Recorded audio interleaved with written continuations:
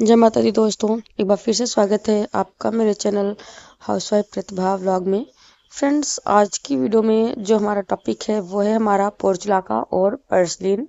Friends, गर्मियाँ जा चुकी हैं और सर्दियाँ आ चुकी हैं जैसे कि, और हम सभी जानते हैं कि जो हमारा ये पोर्चुलाका और पर्सलीन है ये गर्मियों का प्लांट है। सर्दियों में ये प्लांट्स डोरमेंसी में चले जाते हैं और ऐसे में सर्दियों में हमने इन प्लांट्स की केयर कैसे करनी है, सर्दियों में इन प्लांट्स को हमने सेव करके नेक्स्ट गर्मियों के लिए या नेक्स्ट सीजन के लिए कैसे रखना है, आज हम इसी टॉपिक पर बात करेंगे। तो फ्रेंड्स, यहाँ पर जो सबसे पहला काम हमने करना है, आपने ज़्यादातर ढेर सारे प्लांट्स में लगा रखा है पॉट्स में, तो हमने सर्दियों के प्लांट्स लगाने के लिए पॉट्स भी खाली करने हैं। तो सबसे पहले आप जो है एक दो पॉट्स में छोड़ के बाकी के जितने भी पॉट्स हैं उनको पलट दीजिए, मतलब प्लांट्स को उसमें से हटा दीजिए, प्लांट्स को पॉट खाली कर लीजिए अपना। और फिर इसके बाद क्या कर सकते हैं, जो आप मिट्टी है सारी मिट्टी इकट्ठी कर लीजिए, उसमें से जो है मिट्टी को सुखा लीजिए, धूप में एक दो दिन की छोड़ दीजिए। और जब हमारा ये मतलब जो फ्लावर्स जब इसमें आते हैं, फ्लावरिंग बंद हो जाए या फ्लावर्स हमारे बिल्कुल छोटे छोटे हो जाएं, तो आपने ये काम उन पौधों में करना है जिनमें फ्लावरिंग बंद हो गई है या जो आपके फ्लावर से बिल्कुल छोटे हो गए हैं। तो आपने इनकी जो ये ब्रांचेज लटक रही है ना, तो इनको आपने प्रून कर देना। जैसे देखिए यहाँ पर मैं इन ब्रांचेज को प्रून कर दे रही हूँ, कट कर दे रही हूँ। तो इससे क्या होगा कि जब सर्दियों में ठंडी हवाएं चलेंगी तो उससे जो हम ठंडी हवाओं से मुरझाकर हमारा प्लांट गलने लगेगा, और जब हम इन एक्स्ट्रा ब्रांचेज को कट कर देंगे तो इससे हमारा प्लांट गलेगा नहीं और सर्दियों में भी बचा रहेगा। तो इस तरह से देखिएगा, मैं यहाँ पर एक्स्ट्रा ब्रांचेज कर रही हूँ। और ये काम आपने पोर्चुलाका और पर्सलिन दोनों ही मतलब प्लांट्स पर करना है, क्योंकि दोनों ही सेम फैमिली से आते हैं। मतलब देख सकते हैं आप, जैसा कि मैं इनको कट कर रही हूँ।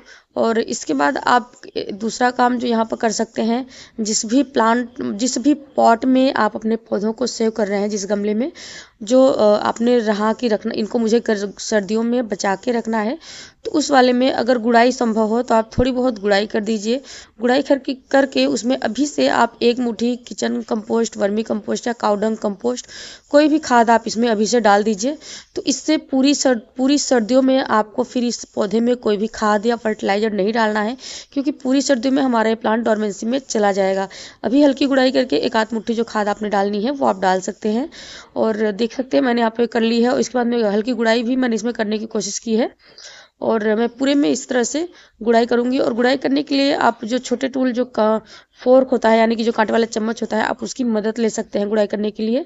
और जो आपकी ये आपने कटिंग निकाली है, तो इसमें जो आपकी मोटी मोटी कटिंग्स है ना, इन कटिंग्स को आप जो है लगा के भी सेव कर सकते हैं।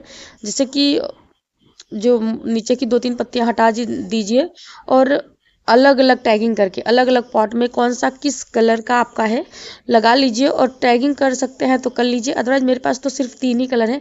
पोर्चुला का चार कलर के हैं मेरे पास, एक पिंक है, एक वाइट है, और एक पिंक एंड वाइट मिक्स में मेरे पास है। और पर्सलिन तो सिर्फ एक कलर की है, तो उसका कोई टेंशन ही नहीं है। तो एक पॉट में मैं उसको सेव कर रही हूँ। और देखिए इसमें भी, तो इनको भी मैं प्रून कर डालूंगी। और बच्चों के जो प्लांटर में लगे हुए थे मैंने उनको प्रून कर दिया है, क्योंकि बच्चों ने उसको हटाने नहीं दिया। मम्मी मेरा रहने दो, क्यों काट रही हो आप मेरा। तो बट मैंने टैगिंग नहीं की है, क्योंकि मेरे पास टैगिंग करने के लिए कुछ है नहीं। और फिलहाल तो मैं बाद में ग्रो बैग में लगा के मेरे पास जो मैंने सोच रखा है कि दो ग्रो बैग में मैं अलग अलग कलर के लगा के सेव कर लूँगी। मेरा वाइट वाला तो वैसे ही अलग है, वो आसानी से मेरा पहचान में आ जाएगा, उसकी कोई टेंशन नहीं है। और इसके बाद जो आपने करना है कि इसको ऐसी जगह शेड मतलब शिफ्ट करना है आपने, जहाँ पर सुबह की एक दो घंटे की धूप, मतलब सुबह दोपहर की एक दो घंटे की धूप इसको मिल सके।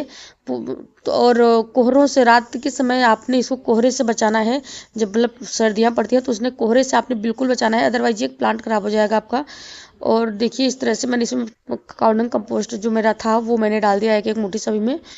तो इस तरह से आप कर सकते हैं। और मैंने फ़िलहाल ग्रो बैग में लगाने का सेव करने का सोचा था, तो मैं इसको अलग से ग्रो बैग में लगा लूँगी बाद में। देखिए, और सर्दियों में वाटरिंग का आपने खास ध्यान रखना है। इसमें ओवर वाटरिंग सर्दियों में आप बिल्कुल मत कीजिएगा। आप इसमें 3 से 4 दिनों में पानी डालेंगे तो भी सर्दियों में प्लांट आपका बहुत अच्छे से सर्वाइव करेगा। और देखिए इसी में कटिंग्स भी मैं लगा रही हूँ, जहाँ आपने गुड़ाई कर दी है उसी में मैं 2-4 कटिंग्स भी लगा दे रही हूँ। तो फ्रेंड्स, ये कुछ बातें हैं जो आपने सर्दियों में अपने प्लांट्स को बचाने के लिए करनी है। पहला, आपने जिस पॉट में आप सेव कर रहे हैं उसकी गुड़ाई कर दीजिए।